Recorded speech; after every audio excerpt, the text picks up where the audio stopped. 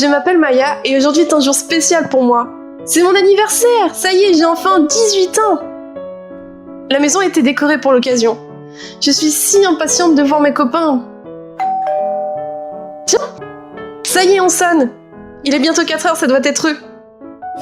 Ils m'ont rapporté tous un cadeau. Oh, c'est trop gentil! Nous nous hâtons de commencer les festivités dans ma chambre.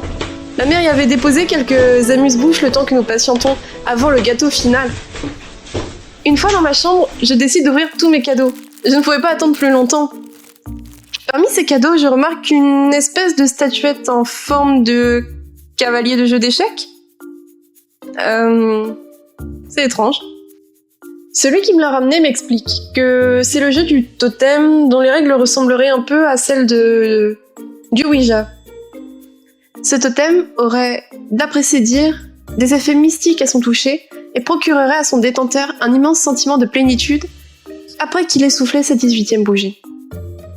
De plus, grâce à elle, on pourrait communiquer avec les esprits. Ça tombe bien, j'ai 18 ans aujourd'hui et je suis fan de tout ce qui est paranormal. Cela dit, je reste un peu sceptique sur la communication avec les esprits, mais bon, ça ne coûte rien d'essayer. Nous décidons de le tester immédiatement. Le jeu imposait quelques règles strictes. Être plongé dans l'obscurité la plus totale. Seules quelques bougies de couleur orangée, posées tout autour du totem, sont autorisées. Sinon, les esprits ne viendraient pas. Former un cercle concentrique autour du totem. Se tenir les mains, fermer les yeux, compter jusqu'à 18, ne dire aucun mot pendant la séance, mais juste le penser. Si nous entendons un chuchotement, cela signifierait qu'un esprit serait parmi nous. Très impatiente de commencer le jeu, j'ai attrapé mes bougies qui se trouvaient au fond de mon tiroir et je les ai disposées autour du totem. Nous avons éteint la lumière, baissé les stores, puis nous avons posé le totem au milieu de la pièce et nous nous sommes installés autour de lui en se tenant les mains. Ça y est, ça commence.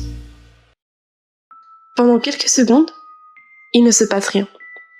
Puis j'ai senti des sensations de soufflement sur mon cou et une impression de bousculade, comme si mes amis m'attiraient vers le totem. Honnêtement, je ne trouvais pas ça drôle du tout. Serait-ce cet esprit? Je reste crispée pendant quelques secondes encore qui paraissent des années, tandis que mes yeux restent toujours fermés. À la 18e seconde, j'entends un bruit d'interrupteur. On a rallumé la lumière de ma chambre. Puis je sens comme un relâchement des mains.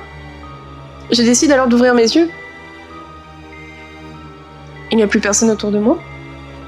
Toutes les sensations corporelles ressenties plus tôt ont disparu elles aussi. Je reste seule avec le totem. Les bougies sont éteintes également. Mes amis se sont sans doute barrés de ma chambre pendant que j'avais les yeux fermés, en me laissant seule devant ce totem ridicule à évoquer un hypothétique esprit. Néanmoins, j'éprouve la sensation de ne pas être seule dans ma chambre. J'entends également des bruits. De pas derrière moi. En me retournant, je ne vois rien du tout. Ça devait être dans ma tête tout ça. Quelle mauvaise farce. Et dire que je commençais à y croire. Tiens, quelqu'un frappe à ma porte. Encore personne.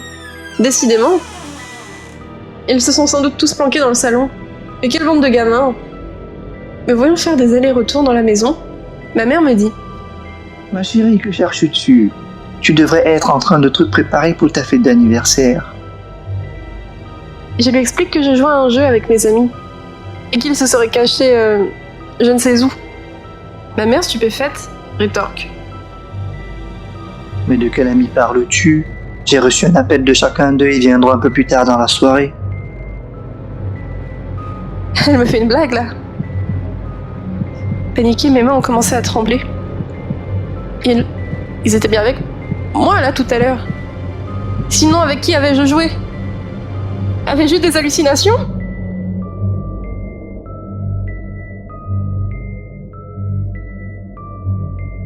Quelques instants plus tard, ses amis arrivèrent. Il était presque 19h. Maya leur raconta ce qu'elle venait de vivre. Ils rigolèrent tous et ne la crurent pas. Aucun d'eux n'avait ramené un jeu du totem. Et pourtant, le jeu se trouvait bien dans sa chambre.